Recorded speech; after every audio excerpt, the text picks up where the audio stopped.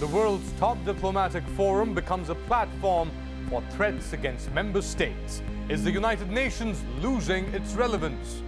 Hello and welcome to the show. I'm Ali Mustafa and this is Strait Talk.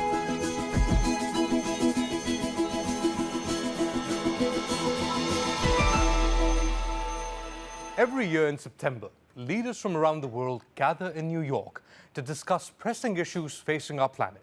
But constructive debate on finding solutions is often hijacked by flamboyant personalities. The 72nd session of the UN General Assembly was no different. But the culprit this time was US President Donald Trump, as Courtney Keeley reports. The United States has great strength and patience. But if it is forced to defend itself or its allies, we will have no choice but to totally destroy North Korea. U.S. President Donald Trump threatened to annihilate a country in his first speech at the UN. Rocket Man is on a suicide mission for himself and for his regime. Iran called his speech ugly and ignorant. Israel praised it. From Yasser Arafat's guns and olive branches speech to Benjamin Netanyahu's drawing of red line. A red line should be drawn right here. Drama and rhetoric like Trump's at the annual UN General Assembly often steal the spotlight through humanitarian crises and raging conflicts. Russia's Vladimir Putin, China's Xi Jinping, and Germany's Angela Merkel were all prominent no-shows this year. But the most glaring absence here in New York is Myanmar's de facto leader and Nobel Peace Prize laureate Aung San Suu Kyi. A recent exodus of more than 400,000 Rohingya Muslims from Myanmar, according to a top UN official, is a textbook example of ethnic cleansing. Suu Kyi gave a public address from Myanmar's capital instead of New York.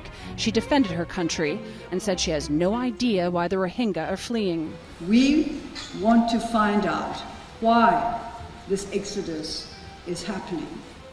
In his General Assembly speech, Turkish President Recep Tayyip Erdogan called for international intervention in Myanmar to avoid a dark stain on humanity. Şayet Myanmar'da yaşanan bu trajedinin önüne geçilmezse, insanlık tarihi yeni bir kara lekenin utancıyla baş başa kalacaktır. Human Rights Watch and other groups are calling for the UN Security Council to take action. We have called on Security Council members, and there are a number of initiatives out there for the suspension of the use of veto when you're talking about situations of mass atrocities, potential genocide. But Louis Charbonneau, the UN director at Human Rights Watch, acknowledged that veto powers held by its 5 permanent members make it difficult for the UN Security Council to do anything. On the big issues right now, the issues like Myanmar, Syria, Yemen, they're handicapped, they're crippled, they're really not able to do much. So we'll just keep the pressure on them and we won't give up. When Trump was president-elect, he said the UN had great potential, but was a club for people to talk and get together and have a good time. He called it sad. He met with many people on the sidelines of the General Assembly and seemed to have some good talks and a good time. Appreciate everything that we've done. But his first speech did what many others at the UN General Assembly have done in the past. It provided many headlines, but offered little in conflict resolution.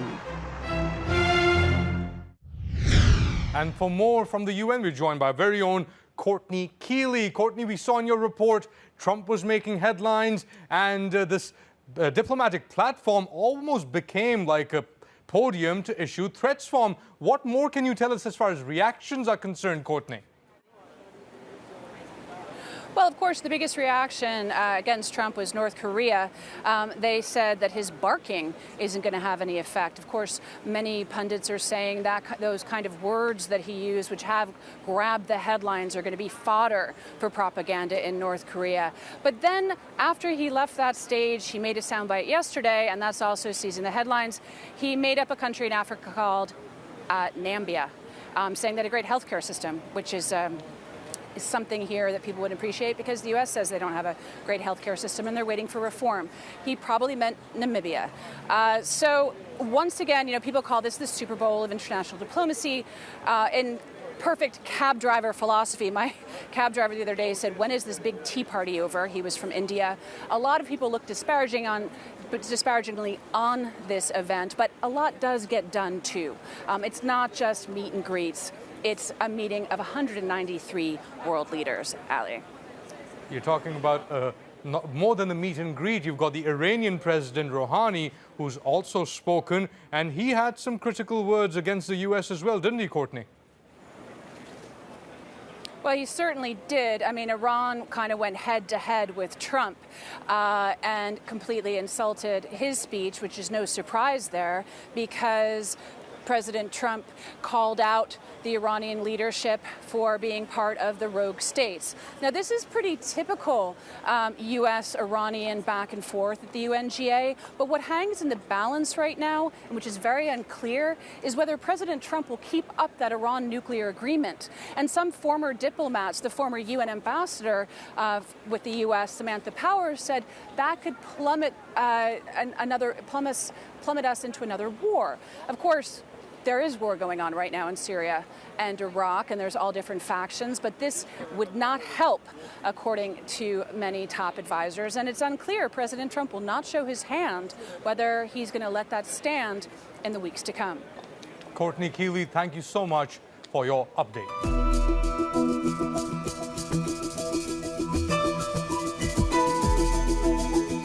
Still to come on Strait Talk. With criticism mounting on the UN and its culture of unequal representation, we look at proposals from Turkey that could solve these issues. And we look at the dilemma faced by more than 3 million Turks who live in Germany during a heated election.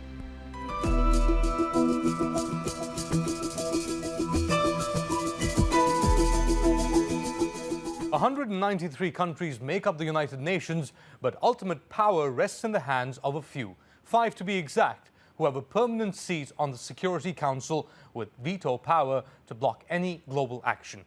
But criticism is mounting against this unequal system, and leading that charge is Turkey, as Usman Lone explains. The United Nations was formed after World War II, a conflict which claimed more than 60 million lives and shook humanity's conscience. And 3 years later, the Genocide Convention was signed to establish standards in humanitarian law with the promise of never again. But has that promise been kept? And is the reform of the UN long overdue? First, let's look at how the UN functions. It has 6 wings, but the call for reform is mainly directed at the General Assembly and the Security Council. Turkish President Recep Tayyip Erdogan describes the Security Council as an unequal system. Many countries have suggested reforms. In a proposal, Turkey wants the removal of membership and veto power in the Security Council, or at least have it extended to more than 5 countries. It also wants an increase in Security Council membership and the vote of at least 2/3 of General Assembly members to sanction war. Turkey is also asking the International Court of Justice to run checks and balances on Security Council resolutions. And it wants the UN General Assembly to have the authority to decide on human rights and development. Turkey is also proposing that a certain percentage of military expenditures in each country be taxed for UN revenue. And it wants a trusteeship council to oversee areas such as outer space, the Antarctic continent, and the international seabed, which have been declared the common heritage of mankind. There have been many calls for reform since the UN's inception, but the permanent members have managed to block them so far. Turkey's president has criticized that, saying the world is bigger than 5. But are the 5 prepared to listen? And to discuss the 72nd session of the UN General Assembly further, I'm joined by Ian Williams, who is the author of the upcoming book, Untold, The Real Story of the UN in Peace and War. It seems currently there is peace in the world, but there is war as well. Ian, how is the UN faring 72 years after its first session? I don't think we would have dreamt a few years ago that a president of one of the founders of the UN, of the founder of the UN, in fact, the United States, would stand up here and threaten to destroy a whole country unilaterally. It is not quite what the United Nations was about. I think it stunned the delegates. He didn't threaten to remove the government, which is in violation of the UN Charter. He threatened to destroy the country. Ian, for our viewers who might not know, you're talking about Donald Trump issuing threats against North Korea, in fact saying that the US would annihilate North Korea if it dared to attack the United States. How do you put that into context for the purpose that the UN was created in the first place? It's in direct violation of the purpose. It is conceivable that under the UN Charter, if you could get the Security Council to back it, that yes, he could go and annihilate North Korea. But then it would be in violation of all of the rest of the Charter about its humanitarian ends and ending the scourge of war. You don't destroy whole countries because you disagree with their government, especially the contradiction, of course, that you say this government is tyrannical and not looking after the welfare of its people, and destroying and annihilating the people of a country is not exactly looking after their welfare either. But this isn't the first time that ultimatums have been issued from the UN and that podium as well. If we go back to 2003, at the onset of the Iraq war, just before it began, there was a concerted effort on the part of the UN to convince the UN member states to join in attacking Iraq and Saddam Hussein. So given that history of this platform being used to incite or to threaten, how do you view these current developments with Donald Trump? Well, they're frightening, partly because of unpredictability. We don't know what happens. I mean, presumably this is on behalf of South Korea, the US ally, which is signaling desperately, no, we don't want military conflict.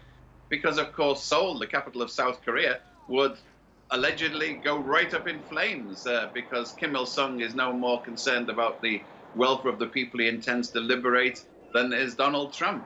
Ian, you're talking about, you've got wars in Yemen, you've got a war in Syria that is now in its 6th year, you've got conflicts throughout Africa as well.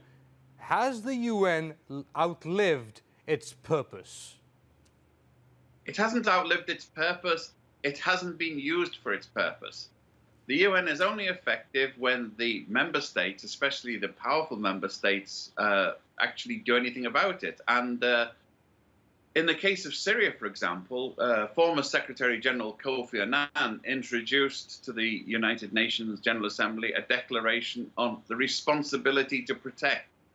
And that applies in Yemen and Syria, if ever it applied anywhere.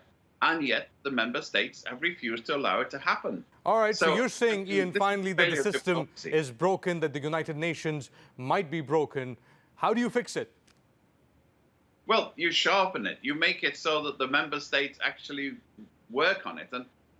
But this would take concerted pressure and leadership. I mean, I hate to say it, but looking at the people speaking this week, if you look at the great leaders, there's no Mandela standing up there and calling people to basic moral principles from a high platform. You have the British Prime Minister speaking to a half-empty hall, ignored by people. Ian Williams, thank you for joining us from New York. Thank you.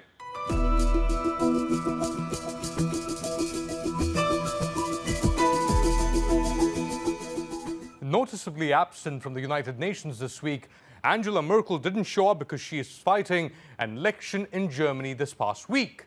Her campaign has been an attempt to unite the centre-right, but observers say she has alienated a crucial group. 1.2 million Turkish voters are registered in Germany, but this time around they're faced with a dilemma, as Adil Halim reports from Berlin.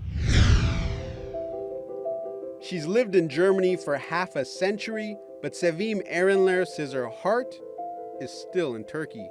Uzun yıllar burada kalmama rağmen ben vatanımı seviyorum. Vatanımda olmak isterim.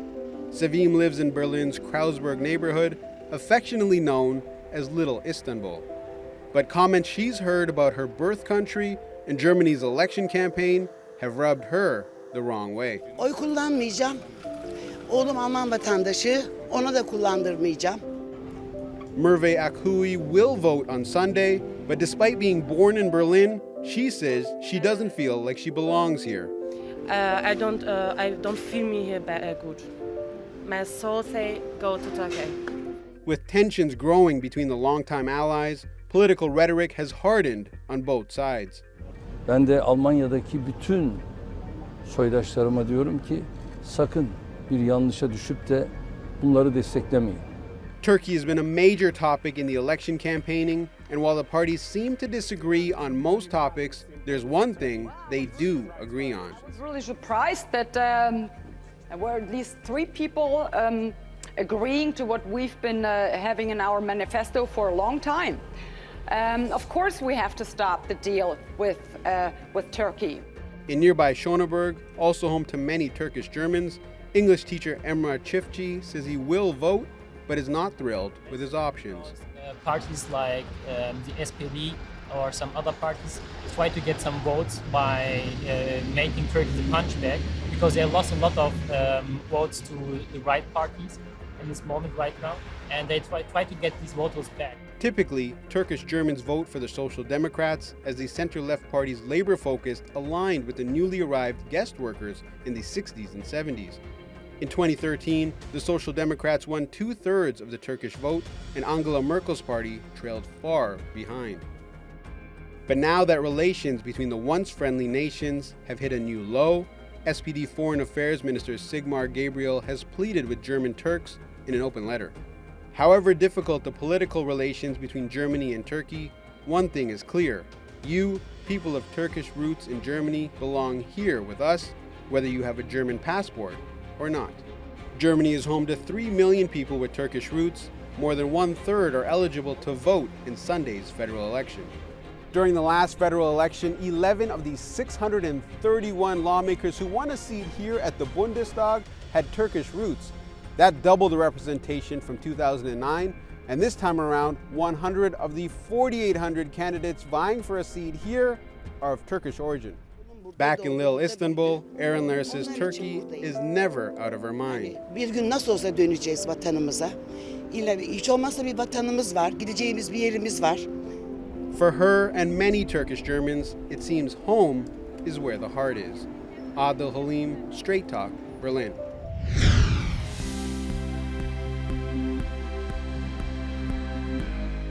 Benim isteğim ki Türkiye'de Almanya'ya gidip de Almanya'da doğup Almanya'da yaşayan Türk çocukları da aynen benim Türkiye'de kendimi iyi hissettiğim gibi onlar da Almanya'da kendisini iyi hissetsinler. Merhaba, ben August, Alman asıllıyım. Türkiye'deki köyüme hoş geldiniz. Köyü benim atalarım kurmuştur. Alman-Rus Harbi'nde bizimkiler Estonya'ya sürülmüşler. 93 Harbi'nde Osmanlı-Rus Savaşı'nda 60 aile olarak buraya gelmişler. Burada Kars'ın Karacören köyünü kurmuşlar. Hatta o zamanki köyün ismi Nevi Stonka, yani Küçük İstonya anlamında. 1969 doğumluyum. Dedemin ismi de August, onun ismini de bana vermişler. Birinci Dünya Savaşı'nda cephede mermi taşımıştır at arabasıyla. Akrabalar gidince biz burada tek başımıza kaldık. Son amcam işte 1982 yılında Almanya'ya göç etti. 1994 yılında ben gittim Almanya'ya. Yaşam şartları her ne kadar da Türkiye'den iyi olsa da benim hoşuma gitmedi. Kendim evimde hiçbir zaman için orada hissetmedim. Annem burada, babam burada. Mezarlığımız var. İşte bu mezarlığımızı gidip ziyaret ediyoruz. Ondan sonra işte mezarlığımızın bazı bakımlarını yapabildiğimiz kadarını kendimiz yapıyoruz. Eşim Müslüman, çocuklarım her iki dinin bayramını da kutlayarak büyüyorlar. Her iki dini de bir arada yaşayarak büyüyorlar.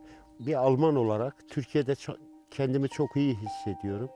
Benim isteğim ki Türkiye'de Almanya'ya gidip de Almanya'da doğup Almanya'da yaşayan Türk çocukları da aynen benim Türkiye'de kendimi iyi hissettiğim gibi onlar da Almanya'da kendisini iyi hissetsinler. Dag Hammarskjöld, the late UN Secretary General, summed it up best. He said the United Nations was created not to lead mankind to heaven, but to save it from hell. I know it's too easy and simplistic to say the UN is broken. Of course it is, if it was designed not to fix things in the first place. The UN today is a playground for a core group of permanent 5 members who are often accused of acting as bullies. Their monopoly on global security is no accident. It was structured that way to prevent another world war. And it worked out well for a time, preventing a nuclear conflict at the cost of millions of lives through proxy wars. But that justification is now long gone. North Korea is in the Soviet Union, so solving man-made tragedies should not be difficult. But the privilege of power to decide humanity's fate may seem too lucrative to give up. The Big Five don't want to share the responsibility of policing the world because more voices mean more interests to be met at the expense of their own. Many ask, why isn't the United Nations being reformed? But a better question could be, why can't the UN be reformed? Tell us what you think at #Strait Talk. But before we leave, we'd like to tell you about a team member we lost recently. Mehmet Özen was a producer and director and one of the founding team members of TRT World. Our thoughts are with his 2 young children, wife and parents. We end the show in his memory.